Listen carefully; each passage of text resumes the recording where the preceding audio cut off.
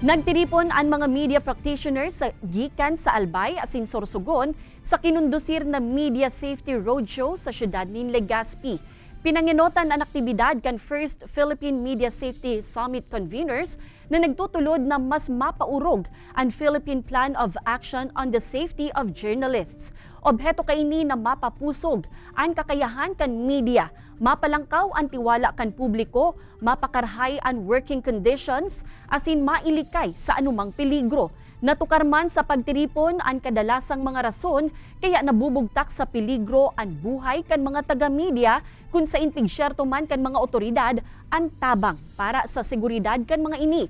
Apero sa media practitioners, presente man sa aktibidad ang iba pang stakeholders asin mga ahensya kan gobyerno.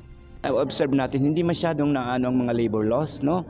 Na dapat nagbe-benefit naman ang media doon dahil alam naman natin ang nature ng trabaho ng media is very risky. Series of summits ng mga media security na ginagawa natin for how many years ago para po sa safety, kumbaga precautionary measure, preventive measure na wala po dito sa Bicol region na maging victim po ng any untoward incident po with regards to media coverage.